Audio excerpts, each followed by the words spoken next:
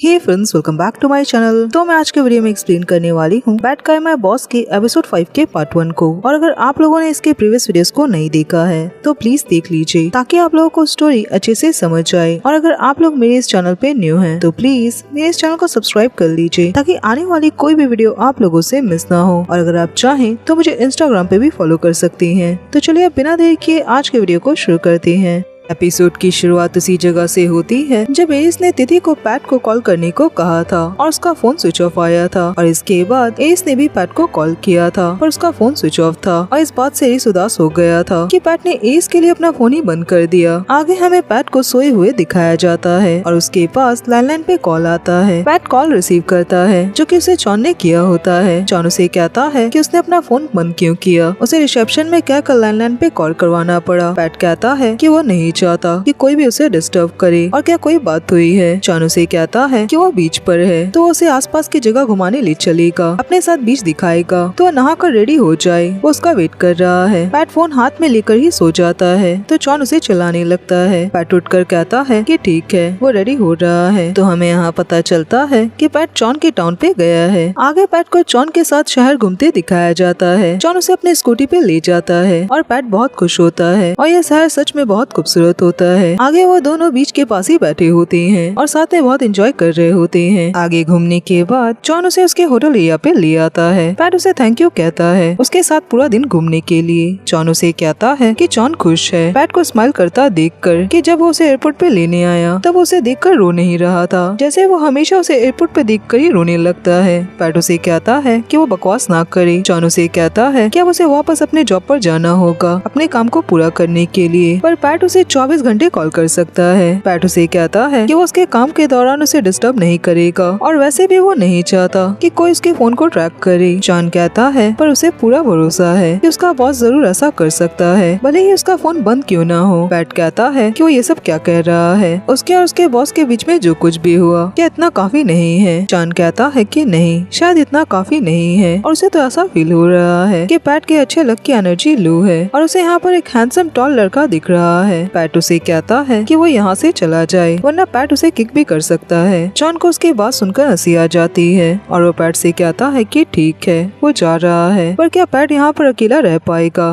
PAT उसे कहता है कि हाँ। जॉन उसे कहता है कि ठीक है, पर ये कहने के बाद भी वो बार बार पैट से ही कह रहा होता है कि वो जा रहा है पर वो नहीं जाता। तो पैट उसे जाने को बोलता है और जॉन एरिस का नाम लेकर उसे छेड़कर वहाँ से चला जाता है। आगे पैट को अकेले ही बीच के पास दिखाया जाता है और वो उदास होता है। और जब एरिस ने उसे कहा था कि वो अब से किसी भी इंसान से नहीं मिलने जाएगा जिन लोगों से वो होटल पे मिलता है, पर सिर्फ किम को छोड़कर, और इस बात से उसे कितना बुरा लगा था। और इसके बाद जब उसने एरिस को किम के साथ होटल के अंदर जाते हुए छुपकर देखा था, इन सारी चीजों से उसे बहुत ज्यादा तकलीफ हुई और वो रोने लगता है। पर तभी उसे एरिस की आवाज आती है कि बीच कितना खूबसूरत है। पैट घबरा कर मुड़कर देखता है कि एरिस उसी के पास खड़ा होता है। वो उसे देखकर चौंक जाता है और वहाँ से जाने की कोशिश करता है। एरिस उसे कहता है कि वो कहाँ जा रहा है, पहले उन दोनों के बीच के प्रॉब्लम को सॉल्व करते हैं। पैट उसे कहता है कि वो यहाँ पर क्यों आया। एरिस कहता है कि अपने सेक्रेटरी को वापस ले जाने, और इतने साल तक उसने एरिस के साथ काम किया तो अचानक ऐसे काम छोड़कर कैसे गायब हो गया, क्या उसकी कोई भी रिस्पॉन्सिबिलिटी नहीं है। पैट उसे कहता है कि वो पैट के बारे में ऐसा ना कहे, क्या वो पैट को नहीं जानता, पैट मेहनत करने वाला इंसान है।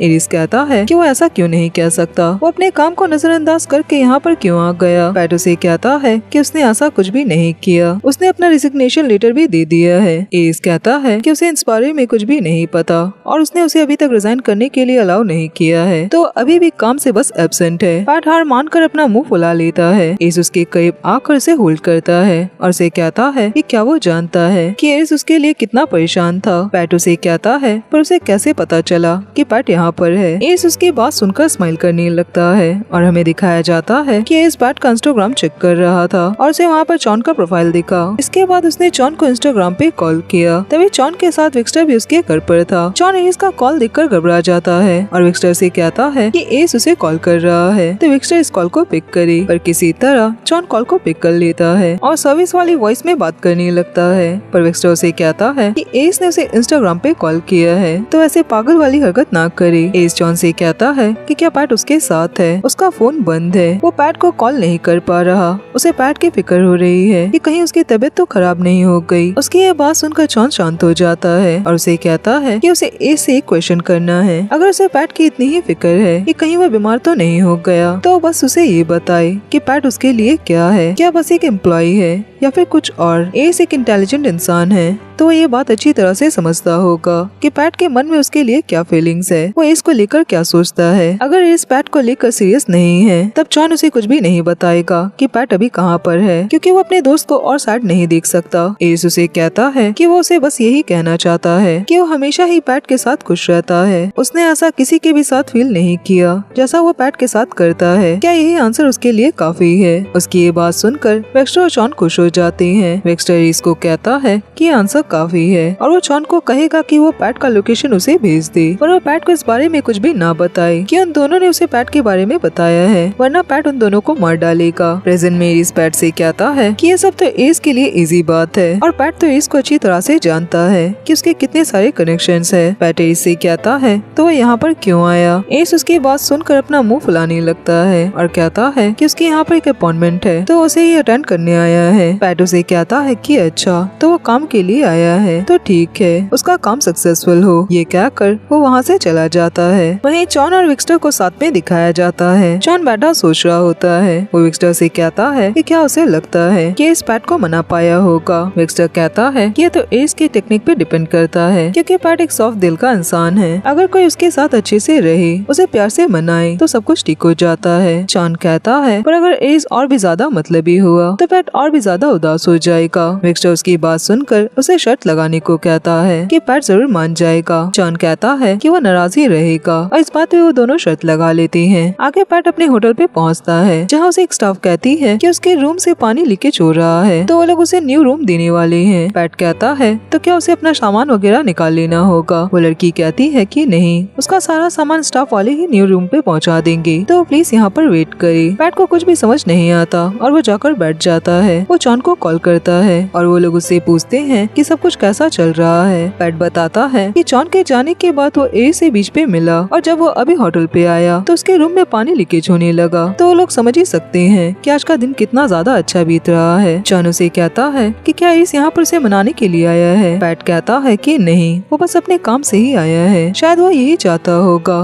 कि पैट भी उसके साथ काम पर चले, वो खुद अकेले ये सारा काम नहीं कर पा रहा होगा। वेक्स्टर कहता है कि शायद वो काम का बहाना कर रहा हो और वो बस यहाँ पर पैट को मनाने के लिए ही आया हो। पैट उसकी बात सुनकर थोड़ा सा शाय हो जाता है और कहता है कि क्या उसे ऐसा लगता है। तभी उसे स्टाफ आवाज लगाने लगती है और उसे आकर रूम की चाबी देती है और वो कॉल कट कर देता है। और जॉन वेक्स्टर से शर्त हार रहा होता है तो उसे पैसे देने पड़ते हैं, क्योंकि पैट अभी इससे नाराज नहीं है। वहीं दिखाया जाता है कि पैट के पास एक अजनबी इंसान आता है जिसका नाम फाई लॉन्ग होता है और वो पैट को आकर अपना बिजनेस कार्ड देता है। पैट उसे कहता है कि उसके जैसे इतने बड़े इंसान को पैट जैसे एक छोटे इंसान से क्या चाहिए। फाई लॉन्ग कहता है कि उसे तो लगा था कि पैट ये जानना चाहेगा कि वो कौन है। पैट उसे कहता है कि वो भले ही फाई लॉन्ग से कभी भी नहीं मिला पर वो उसे जानता है। रियल एस्टेट की दुनिया में सभी उसका नाम जानते हैं। फाई लॉन्ग कहता है कि उसे पता चला कि पैट ने अपना जॉब छोड़ दिया है तो चाहता है कि पैट उसके साथ आकर काम करे। पैट उसकी ये बात सुनकर चौंक जाता है और उसे कहता है कि उसे ये बात कैसे पता कि पैट ने अपना रेजिग्नेशन लेटर दिया है। फाई लॉन्ग कहता है कि उसे पता है और तभी वो पैट के पास यहाँ पर आया है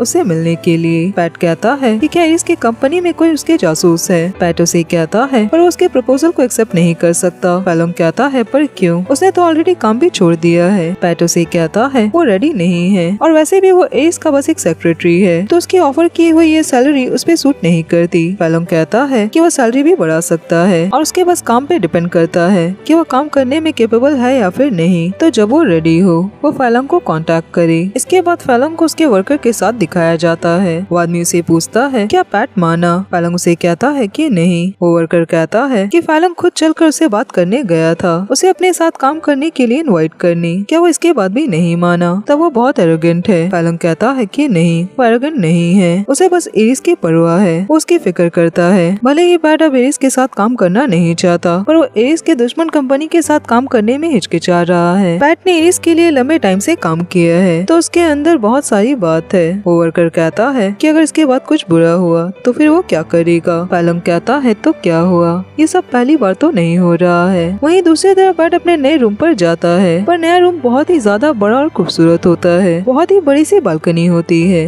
जिससे पूरा बीच दिख रहा होता है। तभी इस पीछे से आकर कहता है कि पैट बिल्कुल सही रूम पर आया है। ये कहकर वो स्माइल करने लगता है। पैट उसे कहता है कि ये सब क्या है और इन सारी चीजों का क्या मतलब है। एस कहता है कि उसने पैट को यहाँ के सबसे बड़े रूम पर अपग्रेड कर दिया। पैट अपना मुंह फुलाकर वहाँ से जाने लगता है। एस उसे रोकता है और उसे कहता है कि क्या उसे ये रूम पसंद नहीं आया। पैट उसे कहता है कि वो मैनेजर से कंप्लेन करने जा रहा है। एस कहता है कि क्यों। पैट कहता है कि रूम तो अच्छा है पर उसे पसंद नहीं। जब लोग हर प्रॉब्लम को बस पैसे से ही सॉल्व करते हैं। उसकी बात सुनकर एस उसे अपने कंधे पे उठा लेता है। पैट उसे कहता है कि वो ये सब क्या कर रहा है, वो उसे नीचे उतारे। तभी उसके पास से फाइलम की दी हुई कार्ड नीचे गिर जाती है। पर इस पैट को लेकर बेडरूम के अंदर जाता है और उसे बेड पे लिटा देता है। पैट उठने की कोशिश करता है पर इस उसके दोनों हाथों को पकड़ लेता है और उसे उठने नहीं देता और धीरे धीरे उसे किस करने के लिए उसके कई आने लगता है। पर पैट अपनी आंखें बंद कर लेता है। एस रुक जाता है और वो पैट से कहता है कि वो पैट को किस नहीं करेगा अगर वो रेडी ना हो। ये कहकर वो उसे दूर हट जाता है। पैट उठकर वहाँ से जाने लगता है। एस उसे कहता है कि अगर वो अभी कंप्लेंट करने गया तो यहाँ के स्टाफ को प्रॉब्लम हो सकती है, उसकी वजह से यहाँ के स्टाफ की जॉब भी जा सकती है। ये कहकर वो बाहर जाकर अपने लिए पानी लेने लगता है। पैट उसके पास आकर कहता है तो एस कहाँ पर सोएगा। एस उसे कहता है कि वो फिक्र न करे, एस यहाँ पर नहीं सोएगा। पैट उसे कहता है कि क्यों। एस उसकी बात सुनकर उसके कई बार जाता है और उसे कहता है क्या पैट ये बात सुनकर उदास हो गया, क्या वो एस के साथ सोना चाहता है। पैट उसे कहता है कि नहीं, बिल्कुल भी नहीं, वो तो बस यही सोच रहा था कि एस कहाँ पर सोएगा। एस कहता है कि उसने पैट के सामने ही दूसरी रूम बुक की है। ये कहकर उसके कई बार उसके कंधे पे अपना हाथ रखता है और उसे कहता है कि उसने भी पैट से जो कुछ भी कहा वो सिर्फ किस के लिए नहीं था। वो पैट के बिना मंजूरी के उसके साथ कुछ भी नहीं करेगा। वो तभी कुछ भी करेगा जब पैट भी ये सारी चीजें करना चाहे, तभी वो उसके साथ कुछ भी करेगा और ये उसका वादा है। पैट उसकी बात सुनकर नर्वस हो जाता है पर उसे दूर हटकर स्माइल करने लगता है। तभी इसकी नजर उस कार्ड पे जाती है और उसे पुरानी बातें याद आने लगती है जब वो एक बार खुश होकर भागकर अपने एक्स बॉयफ्रेंड के पास जा रहा था और उसने रन को फाइलोंग से बात करते देखा और रन ने ये देख लिया था कि एस उसे देख रहा है। पर इसके बाद भी वो फाइलोंग के कार पे जाकर बैठ गया और एस ये सब देखकर वहीं रोने लगा। प्रेजेंट में वो उस कार्ड को देखकर गुस्सा हो जाता है और पैट से कहता है कि पैट के पास ये कार्ड कहाँ से आया। पैट कहता है कि फाइलोंग उससे बात करने आया था, उसे ये कहने कि वो उसके साथ आकर काम करे। एस उसे कहता है और पैट ने क्या जवाब दिया। पैट कहता है कि एस फिक्र ना करे, पैट अभी किसी के भी साथ काम करने के लिए रेडी नहीं है। एस उसे कहता है कि अगर वो हुआ भी तो भी एस उसे फाइलोंग के साथ काम करने नहीं देगा और वो पैट को ऑर्डर दे रहा है कि वो उसके साथ काम नहीं कर सकता। पैट उसे कहता है कि उसने एस के साथ काम करना छोड़ दिया है। एस कहता है कि उसने पैट को काम छोड़ने के लिए अलाउ नहीं किया है और चाहे पैट जितनी भी जिद कर ली पर एस उसे फाइलोंग के साथ काम करने नहीं देगा। उसने एक बार किसी को फाइलोंग के आगे खो दिया है तो वो पैट को नहीं खोना चाहता। पैट कहता है कि उसे नहीं पता कि एस और फाइलोंग के बीच में क्या प्रॉब्लम है, पर वो एस को वादा कर रहा है कि वो कभी भी फाइलोंग के साथ काम नहीं करेगा। क्या उसे पैट पे बिल्कुल भी भरोसा नहीं है, क्या वो पैट को बिल्कुल भी नहीं जानता। एस उसकी बात सुनकर शांत हो जाता है और वो पैट को सॉरी कहता है। उसके कई बार उसे बोलता है कि वो पैट को अपने साथ डिनर पे ले जाएगा। पैट कहता है कि वो उसके साथ नहीं जा सकता, उसे अपने दोस्तों के साथ डिनर पे जाना है। पर एस उसे कहता है कि वो 1 घंटे में उसे लॉबी में मिलेगा। ये कहकर वो उसकी बात बिना सुने वहाँ से चला जाता है। पैट कहता है कि वो कितना सेल्फिश इंसान है। और फ्रेंड्स मैं इसी के साथ इस पार्ट को यहीं पे खत्म करती हूँ और आज के लिए बस इतना ही और अब मैं मिलूंगी नेक्स्ट वीडियो में। तब तक अपना ख्याल रखिए।